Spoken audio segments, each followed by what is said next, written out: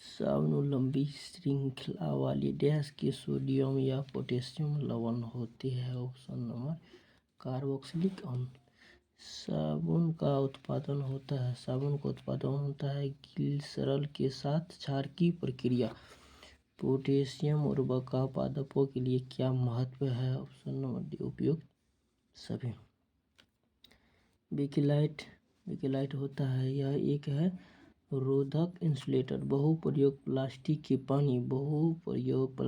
पानी की बोतल डैश की बनी होती है, पॉलीथीन की बनी होती है। न चिपकने वाले बर्तन पर किसका लेप प्रयोग होता है? ऑप्शन नंबर सी न चिपकने वाले बर्तन किसी का लेप लगा होता है, टेफ्लॉन।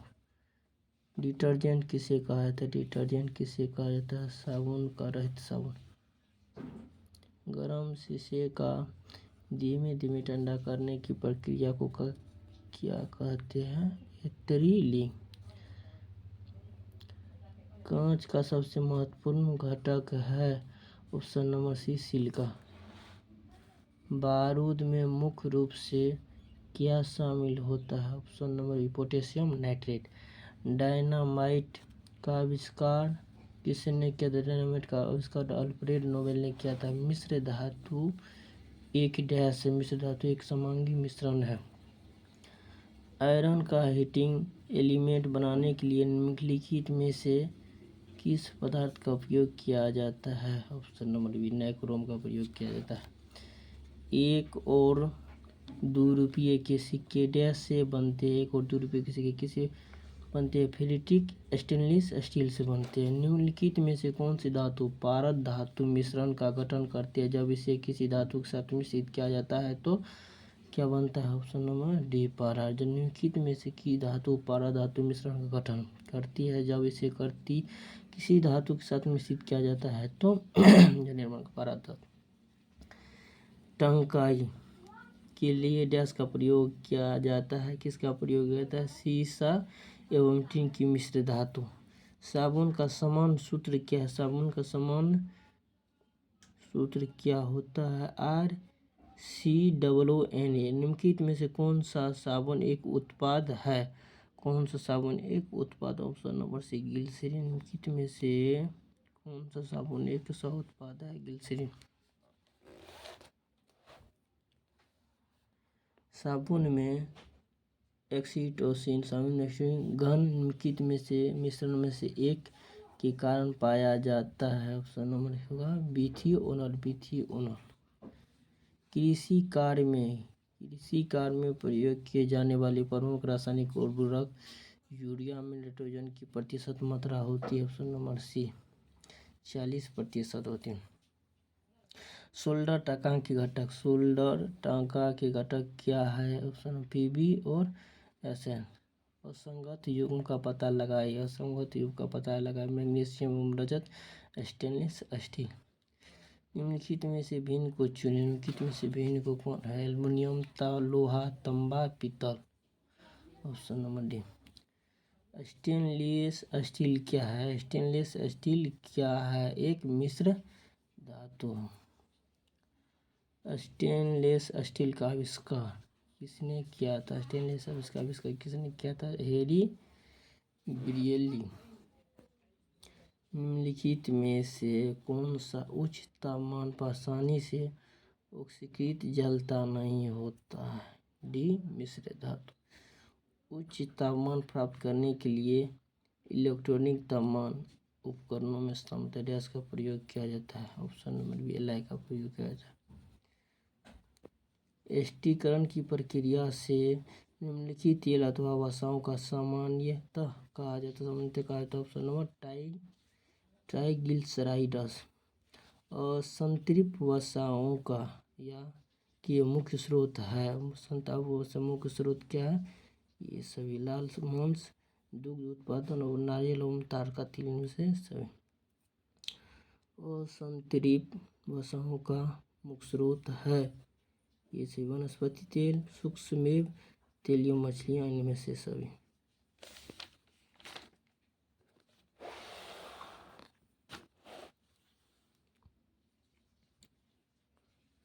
वनस्पति तेलों से वनस्पति घी का निर्माण किस रासायनिक प्रक्रिया के द्वारा किया जाता है? ऑप्शन हाइड्रोजनीकरण। निम्नलिखित में से ट्रांस फैट के स्रोत की पहचान कीजिए। ये सब ट्रांस फैट का अधिक सेवन मानव शरीर को किस प्रकार का प्रभावित करता है?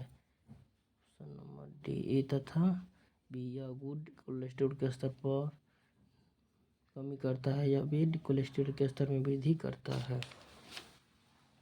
दिए गए विकल्पों में से मोमवैक्स के प्रयोग की पहचान कीजिए। तो ये सभी पैरासीटामोल किस प्रकार की औषधि है? पैरासीटामोल किसका प्रतिजीवकारी एवं पेराहारी।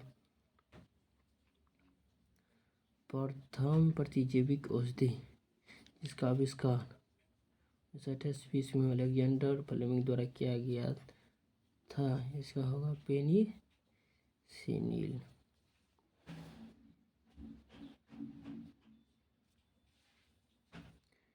निषेचक के रूप में प्रयोग किए जाने वाले रसायन की पहचान कीजिए।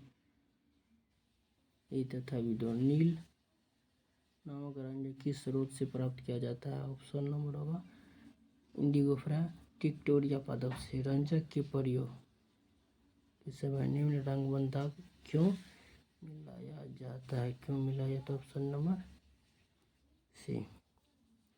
यदि 1 किलोग्राम में से धातु 32% गोबर, 40% जिंक और शेष निकेल है तो मृदात्मक गोबर की मात्रा कितनी होगी? गोबर की मात्रा 350 ग्राम।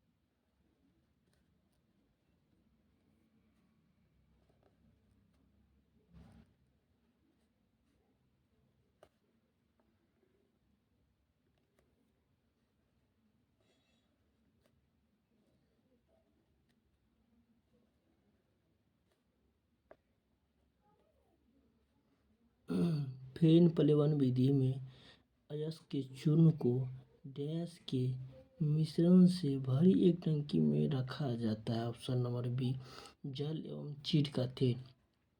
पेन उत्प्लवन विधि का उपयोग डैश के अयस्कों के सांद्रीकरण के लिए किया जाता है। ऑप्शन नंबर सी सल्फाइड के धातु क्रम एक प्रक्रिया है। धातु क्रम एक प्रक्रिया है। अयस्क से धातु को निकालने की। डैश पारा एक अयस्क है। सी सिनेबार एक पारा एक सिनेबार डैश का एक अयस्क है। सिनेबार पारा का अयस्क है। साबुन निर्माण के संबंध में असत्य कथन की पहचान कीजिए। साबुन निर्माण की प्रक्रिया को हाइड्रोजनीकरण कहा जाता है। साबुन निर्माण की प्रक्रिया को हाइड्रोजनिक कहा जाता है। प्लास्टिक की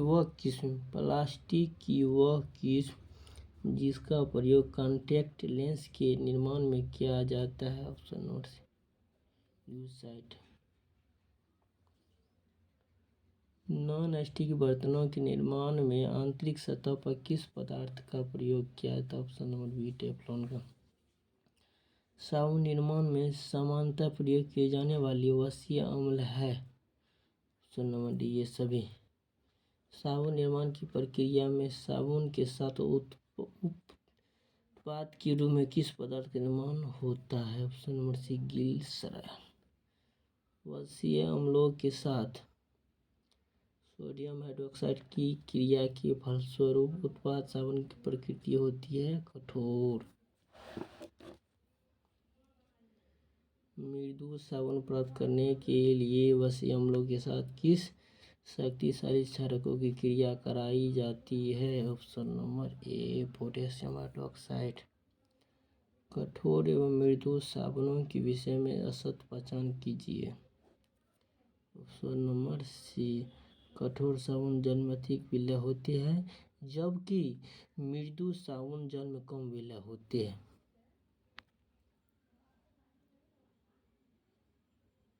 पीतल निम्न में से किसकी बनी एक मिश्र धातु है। तांबा और जस्ता का। निम्नलिखित में से कौन सी तांबा और जस्ता की मिश्र धातु है। पीतल का।